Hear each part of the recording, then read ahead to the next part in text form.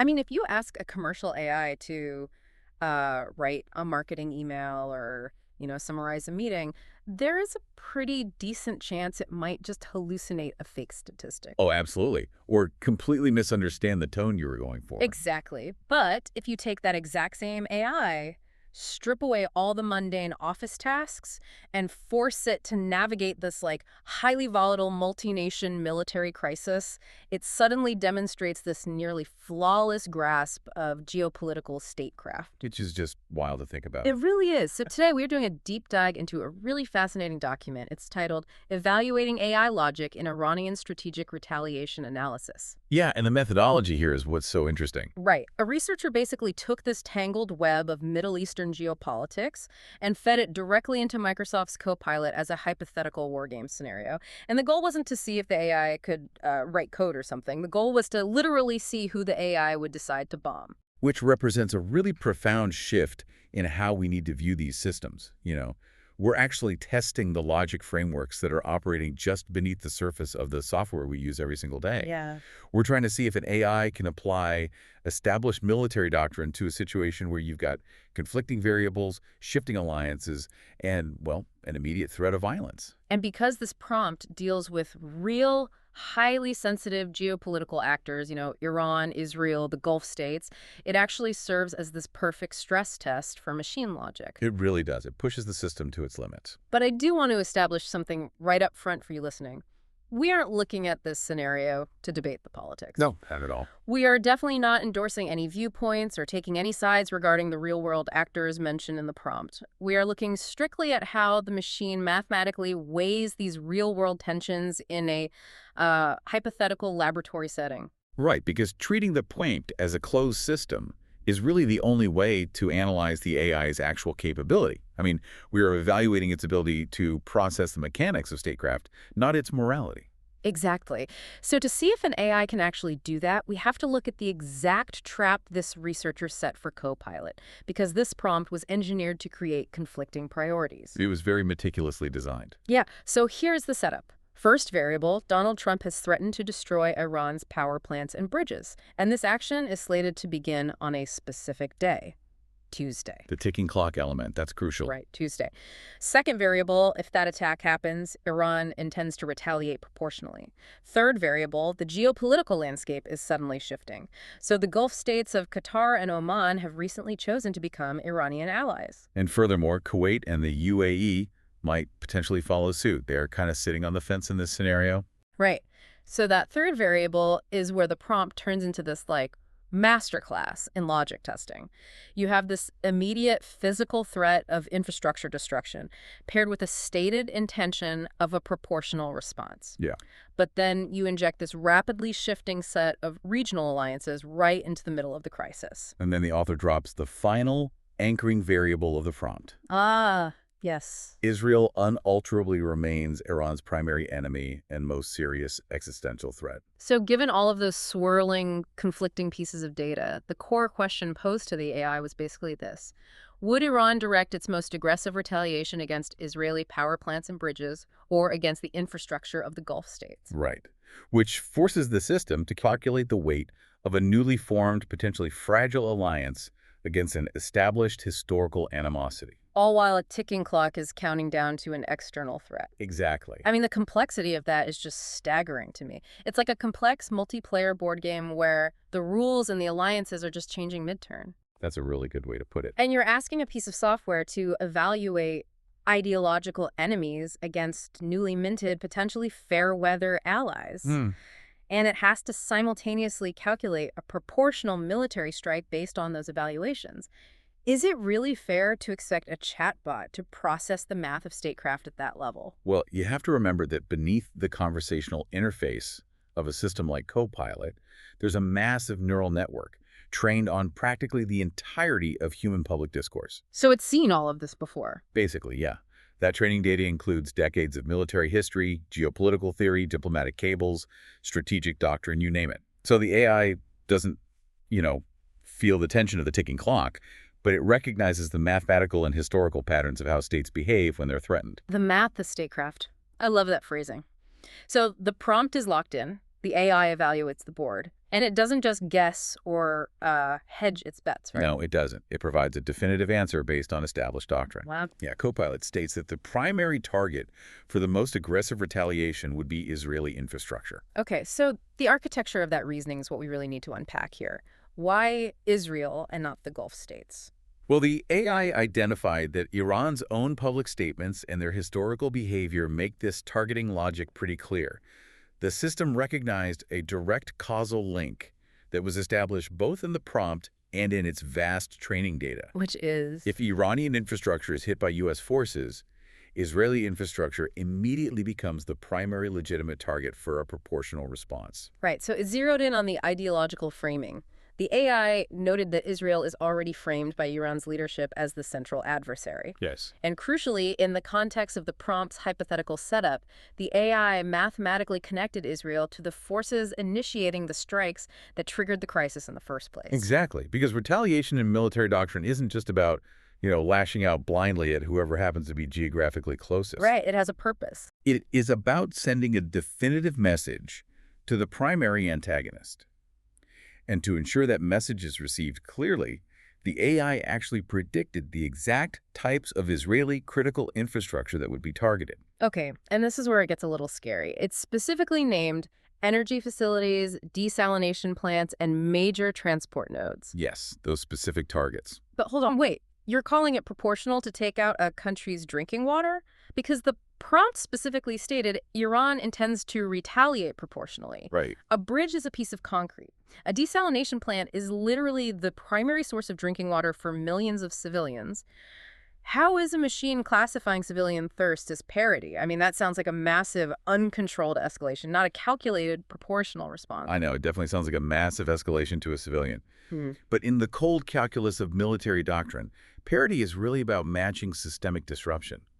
We have to look at how the concept of the escalation ladder functions in statecraft. The escalation ladder. Right. It's a core concept in military theory, where every rung on the ladder represents a step up in violence, risk, or societal impact. Okay, so if a country blows up an empty warehouse, that's a pretty low rung.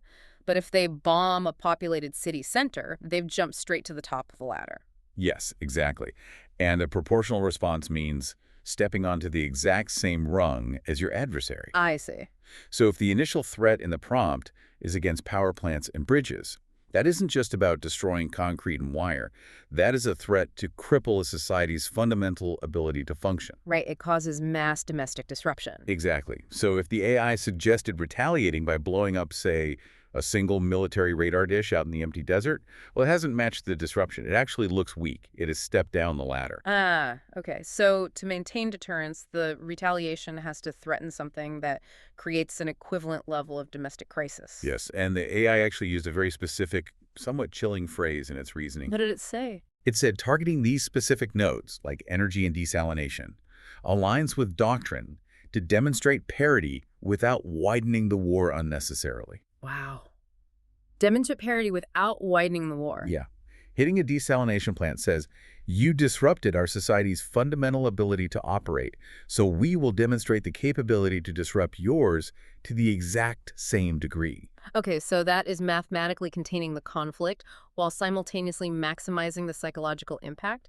It's essentially saying, I see your threat to my bridges, and I raise you a threat to your water and power. Right. But doing it in a way that signals you don't actually want to start World War III, you just want to settle the ledger. Exactly. It proves the system has fully internalized the mechanics of the escalation ladder. I mean, it knows how states climb it, how they signal their position on it, and what specific targets correspond to which run. That's incredible. But, if you're listening to this and wondering, okay, if the AI so clearly identified Israel as the primary target, why did the researcher even bother putting the Gulf states into the prompt? That is the big question. Right. And that is where the AI's analysis moves from being impressive to slightly unnerving, honestly.